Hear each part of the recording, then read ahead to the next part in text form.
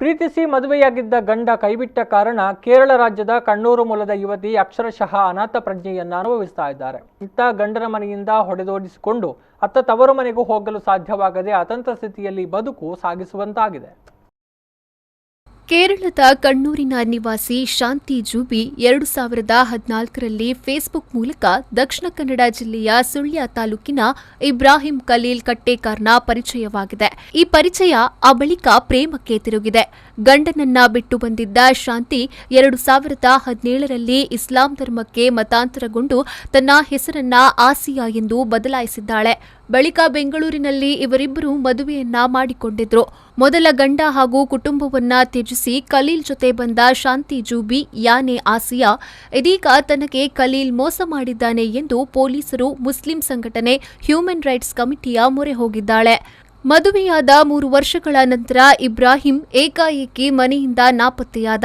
ಅನಂತರ ಇಬ್ರಾಹಿಂ ಮನೆಯವರು ಆಸಿಯಾಳನ್ನ ಮನೆಯಿಂದ ಹೊರಗೆ ಹಾಕಿದ್ರು. ಅತ್ತ ಆಸಿಯಾ ತವರಿಗೂ ಹೋಗಲಾಗದೆ ಇತ್ತ ಅತ್ತೆ ಮನೆಯಲ್ಲೂ ಬದುಕಲು ಅವಕಾಶ ಸಿಗದೆ ಆಸಿಯಾ ಇದೀಗ ಅಸಹಾಯಕ ಪರಿಸ್ಥಿತಿ ಎದುರಿಸುತ್ತಿದ್ದಾರೆ. ಇಬ್ರಾಹಿಂನನ್ನ ಹುಡುಕಿಕೊಡುವಂತೆ ಮುಸ್ಲಿಂ ನಾಯಕರಲ್ಲಿ ವಿನಂತಿಸಿದರೂ ಪ್ರಯೋಜನವಾಗಿಲ್ಲ. ಕೊನೆ ಪ್ರಯತ್ನವೆಂಬಂತೆ ಈಗ ಹಿಂದೂ ಸಂಘಟನೆಯ ಶರಣ್ ಪಂಪ್ವೆಲ್ ಹಾಗೂ ದುರ್ಗಾವಾಹಿನಿ ತಂಡದ ಸದಸ್ಯರೊಂದಿಗೆ ಸುಳ್ಯ ಪೊಲೀಸ್ ಠಾಣೆಗೆ ಆಗಮಿಸಿ ನ್ಯಾಯಕ್ಕಾಗಿ ಆಗ್ರಹಿಸಿದ್ದಾರೆ.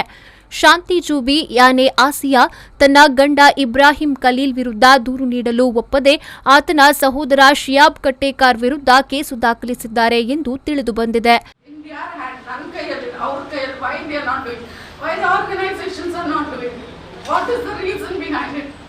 ಇದು ನನಗೆ ಆಗಿದ್ದು ಇಲ್ಲಿಗೆ ಮುಗಿಬೇಕು. And I want to tell the boys, ಮುಂದಿನ ಈ ಥರ ಒಂದು ಜಾತಿ ಬಿಟ್ಟು ಕರ್ಕೊಂಡ್ಬಂದು ಅವ್ರ ಜೊತೆ ಜೀವನ ಇರೋಕ್ಕಾಗಲ್ಲ ಅಂದರೆ they should not have the guts. ಅವರಿಗೆ ಈ ಥರ ಒಂದು ಗಟ್ಸ್ ಇಟ್ಕೊಂಡು ಮಾಡಬಾರ್ದು. Today I on the road. Financially not a single pie ಒಬ್ಬರು ಕೊಟ್ಟಿಲ್ಲ. ಎಲ್ಲರೂ ಹೇಳ್ತಾರೆ ಇಸ್ಲಾಮಿಗೆ ಬಂದರೆ ಹಂಗೆ ಹಿಂಗೆ ನಾಟ್ ಅ ಸಿಂಗಲ್. ಈ ಲಾಕ್ಡೌನ್ ಪೀರಿಯಡಲ್ಲಿ you don't know, I did not have food.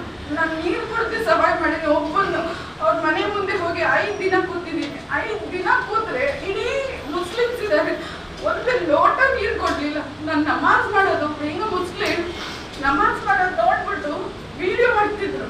ಆಚೆ ನಮಾಜ್ ಮಾಡ್ತಾ ಇದ್ದೀನಿ, ವಿಡಿಯೋ ಮಾಡೋದು. What is this?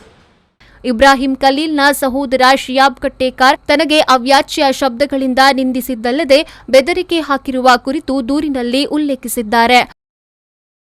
Bureau report, ವಿ4 ನ್ಯೂಸ್ 24/7 ಮಂಗಳೂರು.